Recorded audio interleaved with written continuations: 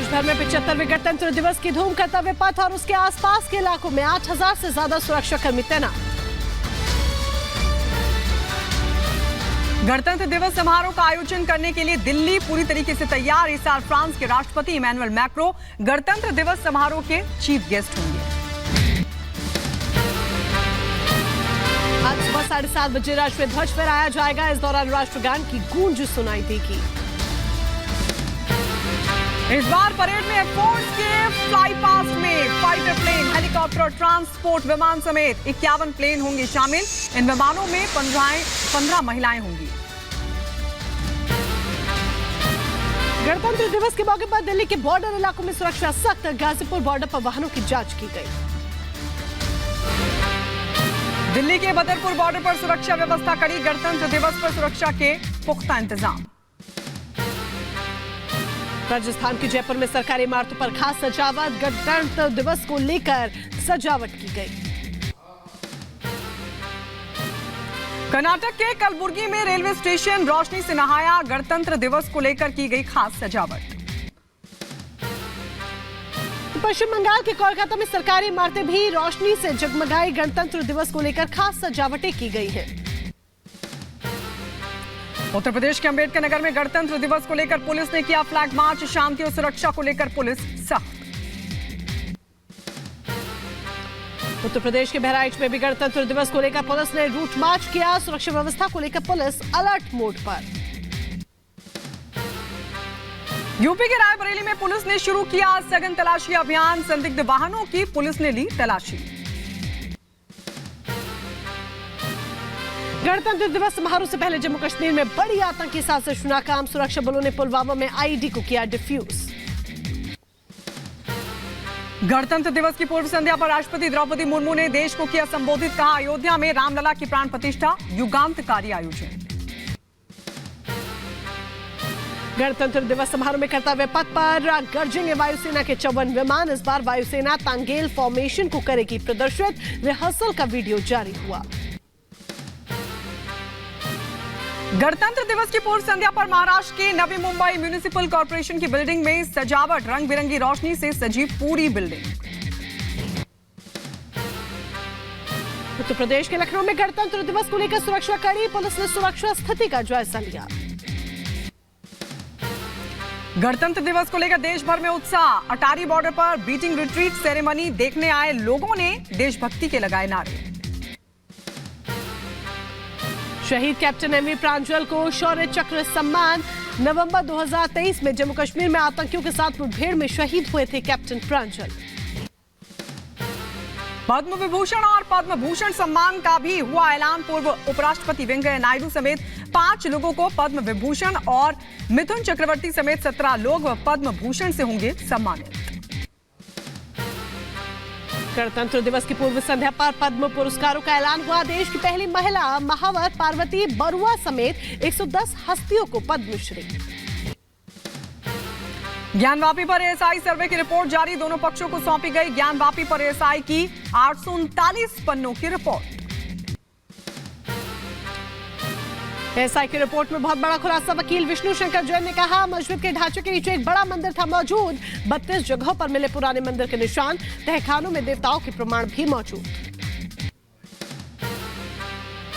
ऐसा ये कह रहा है कि वहाँ पे जो इंस्क्रिप्शंस मिले हैं उसमें से 32 ऐसी जगहें हैं और टोटल 34 ऐसे इंस्क्रिप्शन हैं जो प्री एग्जिस्टिंग हिंदू टेम्पल के थे। ज्ञानवापी पर एएसआई की रिपोर्ट के मुताबिक हिंदू मंदिर की नींव पर मस्जिद खड़ी की गई। मस्जिद के लिए मंदिर के खंभों का किया गया इस्तेमाल। दीवारों पर उगेरे गए कमल पर प्लास्टर किया गया। एएसआई की रिपोर्ट। अयोध्या के बाद अब काशी हुई हमारी। एएसआई सर्वे रिपोर्ट पर पूरी आपको बता दें, यूपी के डिप्टी सीएम केशव प्रसाद मौर्य ने जताई खुशी। ट्वीट कर लिखा, हर हर महादेव। एएसआई सर्वे रिपोर्ट पर बोले केंद्रीय मंत्री गिरिराज सिंह, मुस्लिम पक्ष अब अपना दावा छोड़े, उनके पास गलतियों को सुधारने का मौका। ज्ञानवापी को लेकर एएसआई की सर्वे रिपोर्ट पर एआईएमआईएम अध्यक्ष असदुद्दीन ओवैसी ने उठाई सवाल। कहा, रिपोर्ट वैज्ञानिक अध्ययन का मजाक। एएसआई को हिंदुत्व का दास भी बताया। अयोध्या में प्रभु श्री राम के दर्शन के लिए भक्तों का पहुंचना जारी। जन्मभूमि तीर्थ ट्रस्ट ने रामलला की तस्वीर जारी की, लिखा भगवान रामलला सरकार के अलौकिक दर्शन। अयोध्या में सरयू घाट पर भव्य आरती का आयोजन, भारी संख्या में आरती में शामिल हुए श्रद्धालु। गृह मंत्री अमित शाह के आवास पर बिहार बीजेपी नेताओं की बड़ी बैठक। सम्राट चौधरी, नड्डा, तारकिशोर प्रसाद, विनोद तावड़े बैठक में शामिल हुए। बैठक के बाद बोले बिहार बीजेपी अध्यक्ष सम्राट चौधरी। लोकसभा चुनाव की तैयारियों को लेकर हुई ये बैठक। कहा कि 2024 के चुनाव की तैयारी कोई भी इस तरह की बातचीत नहीं है। तैयारी की बैठक और अपनी तैयारी में हम लोग लगे हुए हैं, पूरी तैयारी में। बिहार को लेकर दिल्ली में बड़ी हलचल। बीजेपी के बिहारी प्रभारी विनोद तावड़े के घर पर यह बड़ी बैठक। बीजेपी प्रदेश अध्यक्ष सम्राट चौधरी, रेणु देवी समेत कई नेता मौजूद रहे। पटना में नीतीश आवास पर जेडीयू नेताओं की बैठक हुई। विजय चौधरी, संजय झा, उमेश कुशवाहा रहे इस दौरान मौजूद। सूत्रों से खबर, बिहार के सीएम नीतीश कुमार के सभी कार्यक्रम रद्द हुए। जेडीयू के सभी विधायक पटना बुलाए गए। और बिहार की सियासी हलचल के बीच सूत्रों से बड़ी खबर, बिहार में विधानसभा भंग करने की सिफारिश कर सकते हैं नीतीश कुमार। पटना में राबड़ी देवी के आवास पर आरजेडी नेताओं की बैठक जारी। सूत्रों से खबर, लालू यादव ने नीतीश के बाद स्पीकर अवध बिहारी चौधरी से बात की है। केंद्रीय मंत्री गिरिराज सिंह ने बिहार की गठबंधन सरकार में मचे बवाल पर साधा निशाना। कहा नीतीश सीएम की कुर्सी नहीं छोड़ सकते और लालू यादव अपने बेटे को नहीं छोड़ सकते। नीतीश बाबू कुर्सी छोड़ नहीं सकते, लालू जी बेटा को छोड़ नहीं सकते। ये दोनों बेटा और कुर्सी से जुड़े हुए हैं और ये दोनों इस तरह का पैतरा आपस में करते रहे। बिहार के सियासी उथल पुथल पर बोले केंद्रीय मंत्री कौशल किशोर, राजनीति में कुछ भी स्थायी नहीं है। इंडी गठबंधन उन लोगों का है जो मोदी से नफरत करते हैं। बिहार के पूर्व डिप्टी सीएम और बीजेपी सांसद सुशील कुमार मोदी ने नीतीश कुमार की तारीफ की और कहा कि पहला मौका जब नीतीश परिवारवाद पर खुलकर बोले।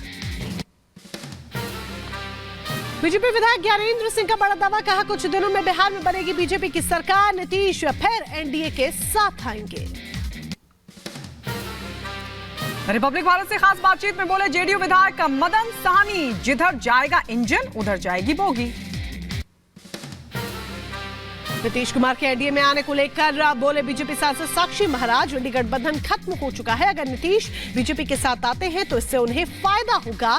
पार्टी का दिल बहुत बड़ा है। जयपुर में प्रधानमंत्री मोदी ने फ्रांस के राष्ट्रपति इमैनुअल मैक्रों के साथ किया मेगा रोड शो। सड़क के दोनों तरफ उमड़ी समर्थकों की भारी भीड़। पीएम का फूलों से हुआ जोरदार स्वागत।